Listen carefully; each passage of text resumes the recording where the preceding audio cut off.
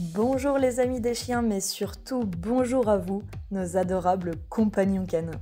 Bienvenue sur les podcasts Canicurieux du Centre Canin Eduxtucieux, exclusivement dédiés au service des toutous.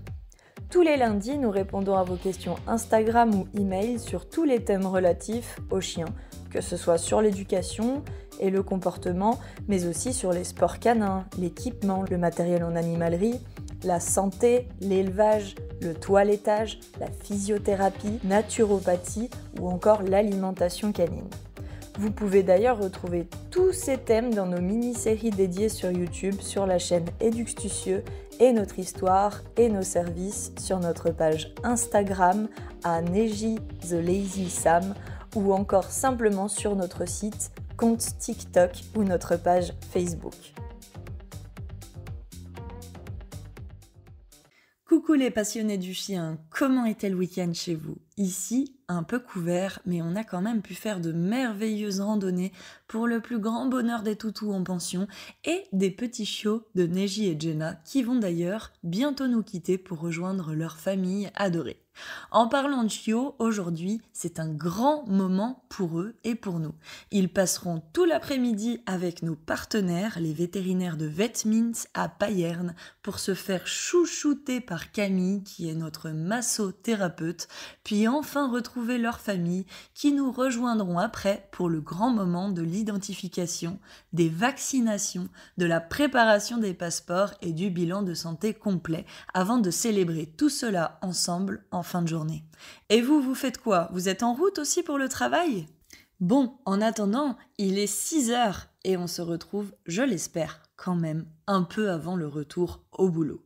Comme d'habitude, on va parler aujourd'hui chien et cette semaine, on va parler podcast été canin et c'est avec Greg que l'on démarre. Il me demande sur Instagram: emmènes-tu tes chiens en vacances et si oui, que recommandes-tu pour l'été ? Greg, t'es un peu en avance, mais tout d'abord, bonjour et bienvenue. Merci pour ta participation. Oui, Greg, je fais partie de ceux et de celles qui emmènent leurs chiens partout. Ils vont vraiment partout avec moi, chez mes amis, chez mes parents, à l'animalerie et dans les petits commerces qui les acceptent pour autant, et même jusqu'au coiffeur. Alors oui, je les emmène été comme hiver avec moi en vacances, malgré le fait que nous soyons une famille très nombreuse maintenant, puisqu'ils sont actuellement 7, donc grosse organisation pour préparer les affaires. D'ailleurs, il y a plus de valises pour eux que pour moi. Pour te faire un petit récapitulatif des essentiels pour l'été, nous allons démarrer par le système de transpiration chez le chien. Il faut savoir que le chien transpire par les coussinets, contrairement à nous qui transpirons un peu de partout en bref. Et il n'a que ça, plus le fait de halter et donc de tenter de réguler la température par la respiration. Voilà pourquoi il est extrêmement dangereux de le laisser dans la voiture sans une climatisation adaptée. Car on vous dit souvent que vous ne pouvez pas le faire, mais jamais on ne vous a dit peut-être pourquoi. Donc régler sa température n'est pas une mince affaire, alors on commence par cela s'il vous plaît. On fait très attention à l'environnement dans lequel le chien sera, particulièrement aux endroits clos et chauds ou exposés au soleil et sans ombre, car ça, c'est non. Ensuite, comme tu as compris, le chien transpire donc par les coussinets. Alors, tu pourrais tout à fait envisager de tondre les poils sous ces coussinets pour permettre une meilleure aération ou de tout simplement lui tremper les pattes dans de l'eau fraîche s'il a chaud en faisant bien attention à ne pas varier d'un extrême à l'autre. C'est-à-dire ne mets pas de l'eau gelée s'il était en plein soleil. C'est comme pour nous les humains, on entre progressivement dans l'eau après une exposition prolongée au soleil pour éviter le choc thermique. Mais note que si tu rases les poils sous les coussinets, tu devras porter davantage d'attention à la chaleur du bitume puisque pour le coup, il aura les poils en moins, donc les poils qui protégeaient déjà un tout petit peu à ce niveau-là. En cas de forte chaleur, de toute manière, il est vivement déconseillé de promener son chien sur le bitume.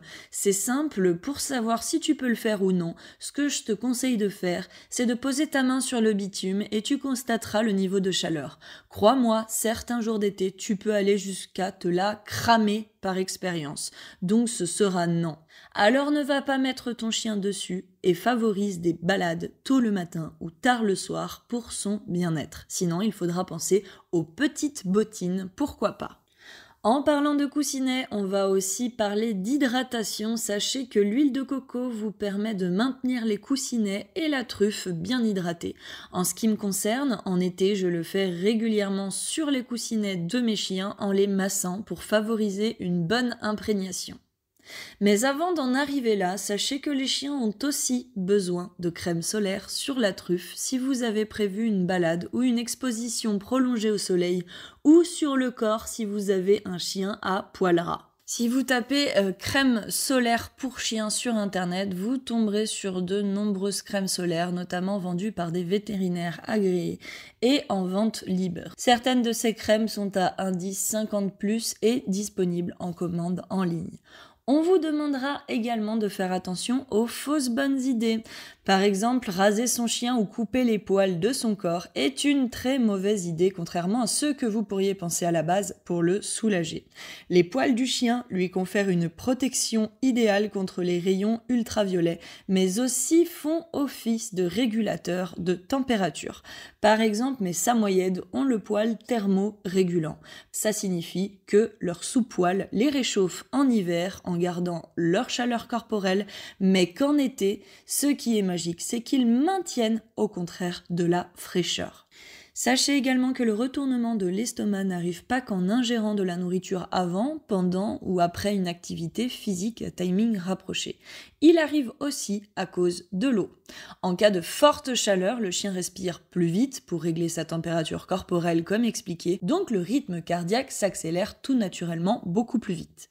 Si vous avez des gros buveurs avant, pendant et après une activité, telle en été qu'une simple balade par forte chaleur, vous devez vous assurer de donner de l'eau plus régulièrement, mais petite quantité par petite quantité pour éviter le retournement de l'estomac. Lorsque votre chien est au repos et que le rythme cardiaque est lent et stable, alors il pourra boire la quantité à volonté et autant qu'il le souhaite. Au niveau de l'hydratation d'ailleurs, si vous allez à la plage, vous devez être particulièrement attentif à l'intoxication par l'eau de mer. En effet, votre chien doit s'amuser dans l'eau pour se rafraîchir, notamment par les coussinets comme nous l'avons vu. Mais si votre chien a prévu d'aller jouer dans l'eau, vous devez quand même faire très attention avant les baignades et vous assurer qu'il ait bien bu suffisamment d'eau douce, car s'il boit de l'eau de mer, il risque de s'intoxiquer, et cela à cause du sel qui est présent dans l'eau de mer. Et donc, cela pourra générer une déshydratation, des diarrhées et des vomissements. Pour cela, pas compliqué, moi je donne une gamelle d'eau douce que je leur présente à chacun et seulement après, ils iront jouer à la plage. Tous les quarts d'heure environ, je revérifie et représente la gamelle d'eau douce en cas de forte chaleur. Et bien sûr, ils ont un coin à eux, à l'ombre, sous un parasol, avec des tapis rafraîchissants. Par contre, ils vont généralement à la plage tôt le matin ou tard le soir, en fin d'après-midi sinon, car en plein cagnard, je préfère qu'ils soient dans le logement avec l'air conditionné. D'ailleurs, moi aussi, pour être honnête, avec un bon livre. Surtout parce que je risque une insolation, mais que risque aussi le coup de chaleur et les signes sont flagrants avec l'augmentation du rythme respiratoire, la salivation et parfois même aller jusqu'au malaise. Enfin, mon petit truc de l'été, hormis le paddle avec son chien ou le kayak que mes chiens adorent, ce sont les ateliers glace. Sachez que Smoufle a créé des glaces pour chiens et c'est super facile et sympa à faire en famille. Donc chez nous, on a toute la collection de saveurs et de tailles avec les coffrets et les moules pour avoir une jolie glace en forme de patoune pendant les saisons estivales et ils en raffolent eux aussi. Donc ça se passe chez Smoufle, S-M-O-O-F-L. Allez regarder si vous aussi vous avez envie de faire des petits ateliers glace pendant l'été avec votre famille pour votre toutou. Je n'ai donc plus qu'à vous souhaiter une belle semaine de travail, en ayant toutefois donc quelques pensées encourageantes pour vous motiver, car la saison estivale et les vacances arrivent à grands pas pour vous et peut-être aussi pour votre toutou. En attendant, à tout bientôt!